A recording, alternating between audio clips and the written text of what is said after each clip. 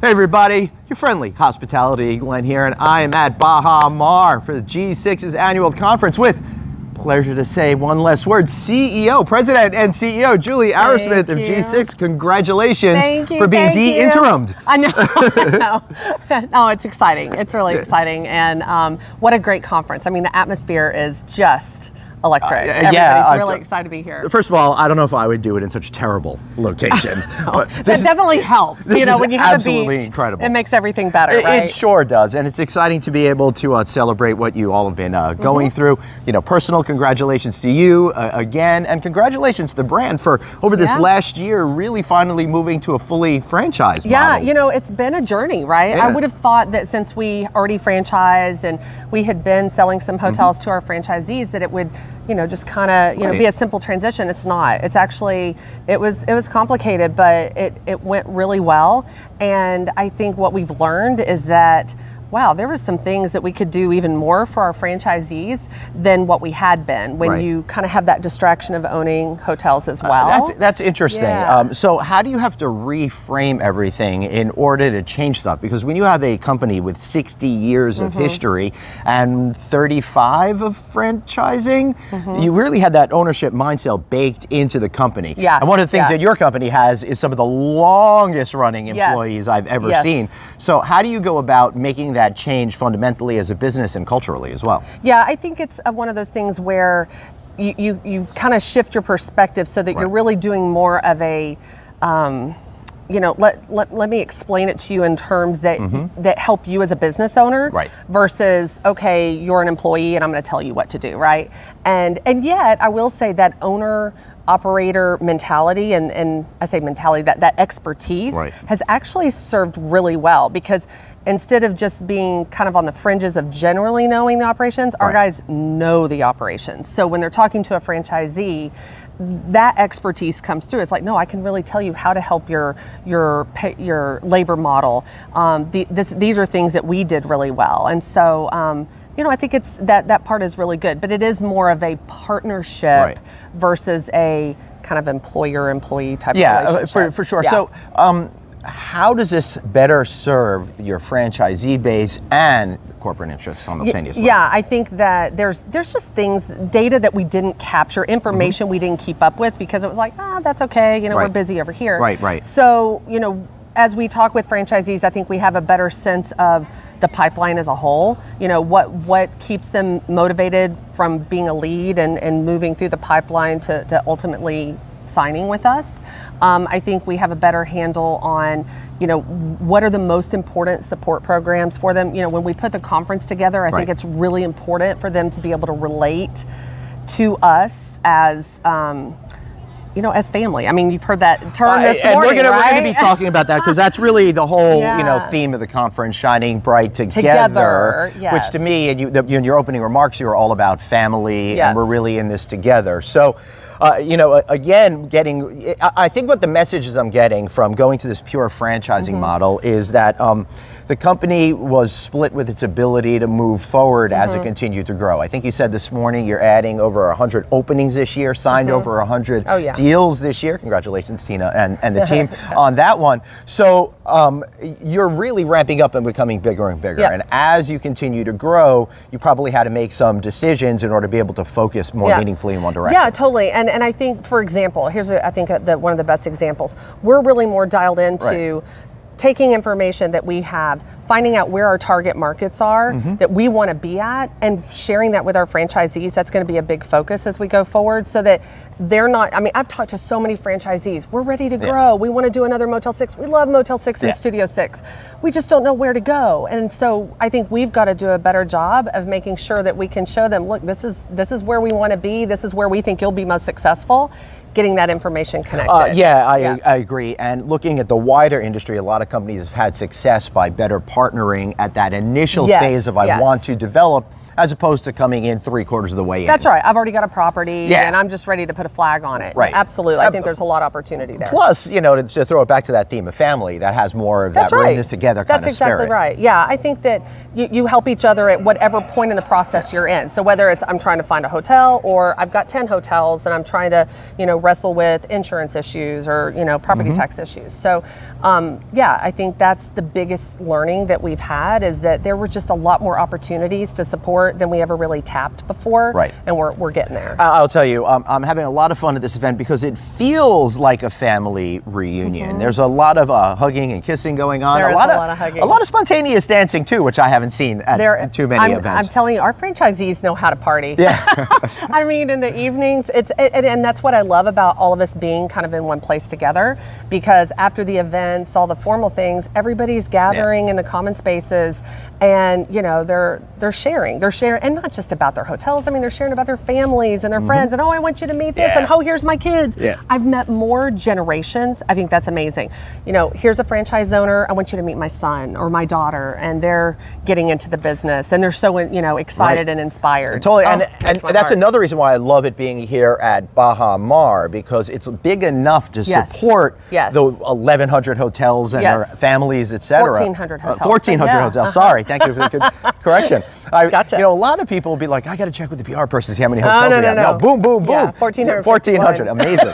So, and 98.5% owned by AHOA members. I learned today. Yes. So the cool thing about this, my point was, everybody's here together. They're not at 5, 10 different hotels like we see at other events. Yeah. So there's a lot more of that community kind of spirit that I'm seeing on the casino floor and by the and look, the pools as well. I understand, bigger umbrella brands, they can't fit in one spot. I totally understand that, but I mean, I think it's really important. I really do. I just like being at a brand conference and not being in Las Vegas for once. You and everybody else. This hotel feels very feels a little Vegas-y with that casino. All right, so looking at your model here, and everybody's talking about it, how do you feel that your business model here is differentiated from the other folks that are out there? Yeah, I mean, it's proven, obviously, 60 plus years, very simple. I think that's a benefit for those that are coming into the business. Right. But even the ones that have 50 hotels, they're like, I love it. It makes money. There's a profit margin there, and they love the fact that they don't have an expensive loyalty program. Right. They don't have expensive amenities. I mean, I said this morning, it's a simple business model, and it's not changing. We're staying true to our business model. So it's just been really successful. It's simple. It has a high profit margin. Right, and what they're looking for. And I think what I noticed from today goes back to the beginning of our conversation about becoming a pure franchising organization. I already see some of those results being yielded. One really interesting factoid is you decided to put more money into Google ad spend, and that immediately got an 18% uplift.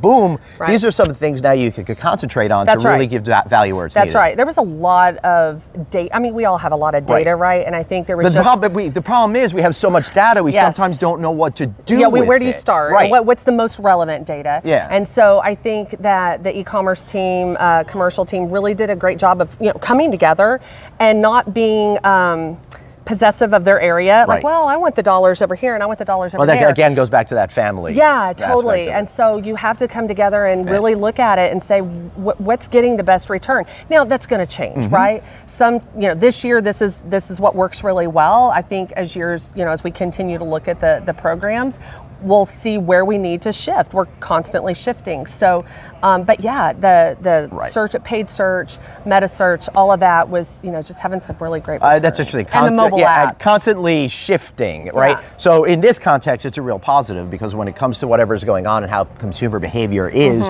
you need to keep your eyes on that prize to be where customers are today. I remember, wasn't all that long ago, maybe it was like 10 years ago, it's like apps, just apps. We all have to have apps. Yeah. That's not really as meaningful as other things. But one thing that is meaningful is your loyalty program. And another thing I learned this morning was how it doubles the stays and, of course, and the ADR too. Right. Yeah, we get a higher rate. Yeah, our My6 membership, and it's more of a.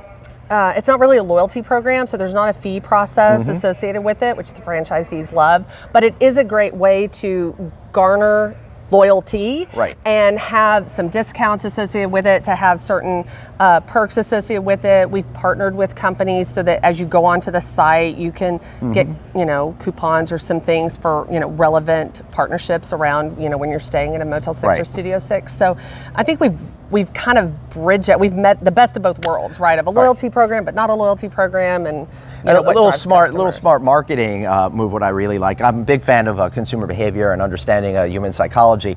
By calling it My Six, it really personalizes and makes people feel ownership over it. Other programs' names that don't really mean anything specifically. Right, and I think that goes hand in hand with the messaging that we did. You know, We'll Leave the Light On for you for a decade, long time. Yep. And we just made that little subtle shift a couple of years ago of we'll leave the light on for you.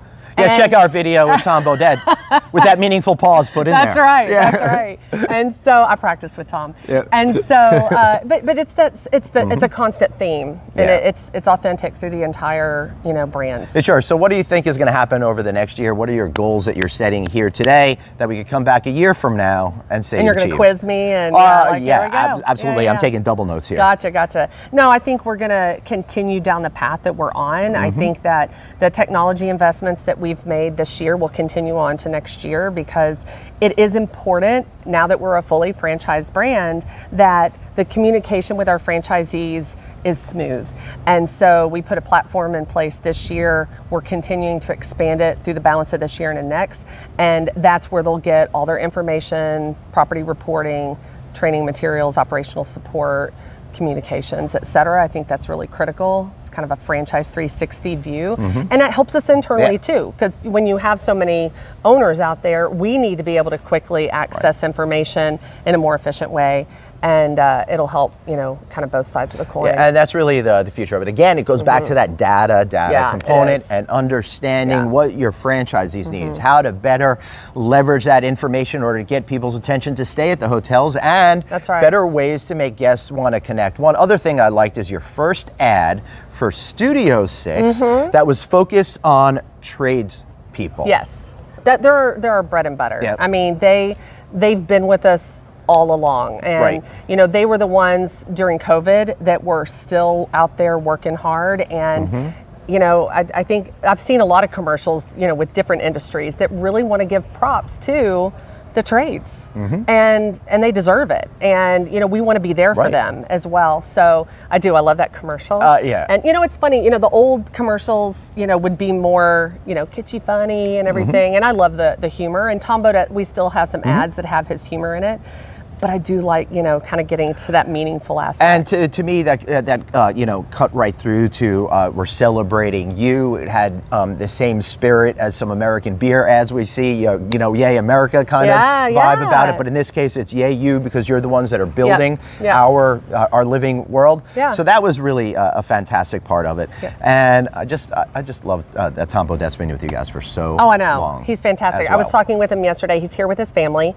And I don't know if I can No, you give it away. I don't want to give it away. Well, no, you can't, because Wednesday night, the award presentation, I just have to say it's going to be amazing. Yeah, and I know exactly what she's talking about, and I know exactly why it's amazing. And unfortunately, this is running before that, so you're you'll have to wait. No, you know what? I want to go back to the Studio 60 for one example of the commercials, because Tom Bodett mentions the kitchens and stuff in there, and my hope is that more people will stay in those and stay away from trying to fry chickens in the bedroom or use an iron to make grilled cheese. Grilled cheese. I did that in college. Did you? Yeah, come on. I know. Toast a bagel on the iron. But I just keep thinking about the wear and tear on the core irons. Danger. It is hard. And we've certainly seen with people staying in the hotels longer, it does. They're clever, and people will do anything for TikTok views. I'm not above it, and neither are they. I don't know. I'm not a TikToker. I'll leave that to my kids. Neither am I, but I just want to seem relevant, so I'm saying that. There you go. That's great. All right, so before we wrap up, let's learn a little bit more about you. So our friend Rachel Humphrey interviewed you this morning on stage, and I had no idea your dad was in the hotel business. How cool is that? Yeah. He, I didn't know it was cool at the time, because I was 7-8 years old, but I will say I did. I mean, that's definitely a memory that's strong in my mind, is running around that hotel. And I also remember some of the, everybody's got hotel stories that's in the hotel business, and I can remember some of the stories of, the baseball teams and stuff that are staying at the property. All the parents are down in the lounge having drinks. Kids are running rampant amok in the hotel. And my dad literally going into the lounge going, if you have a kid, you need to get back to the room right now. I mean, it was just stuff like that. But I loved running around even the with the margins on food and beverage. I know, right? I know. Liability. Hello. Yeah. Can All right. Well, I totally get that. But Yeah. my guess is it was the late 70s, early 80s kind of range. So there weren't any real rules back then. Yeah, you're right. It was kind of Wild West. So why do you love hospitality so much? Yeah, you know, of course, when I joined, I was an accountant by trade. I joined Motel 6. I thought, okay, I'll do, a few years. It's a great experience. But, I mean, it's something different every day. I've had a lot of professional challenges that I've enjoyed. It's always been challenging there. It's a great culture. I love the people. It's so cliche. Everybody says that I stay for the people, but it's really true here. And you will hear all week. That's what makes us special. It's the people, whether it's with our franchise owners, our teams, how we work with each other. It comes through. It's like real. Yeah. It's real. It is. It is absolutely real. And I'm going to get real right now and go and enjoy myself here at the incredible. Yeah, the sun's out. I know. A little rainy yesterday. Oh, that was fine. I needed, I needed to take a little nap and relax and get geared up for all of this content stuff. Yes. But now we're going to be outside. I'm looking forward to the party tonight. I know. Thank you so Get your disco much. on. Woo, woo. Now this is my imitation of all of the franchisees in there because they are dancing up a storm. I'm telling you, they do. All right. Strong. So congratulations, CEO and President and CEO Julie Arrowsmith. Of course, I'm Glenn Hausman. Be sure to subscribe to No Vacancy. Text the word hotel to 66866. Hey, you're already looking at that computer screen. You might as well learn what's going on in the hospitality business too. So for Julie and myself, Glenn, have an amazing day. We'll see you next time right back here on No Vacancy. Thanks, Glenn.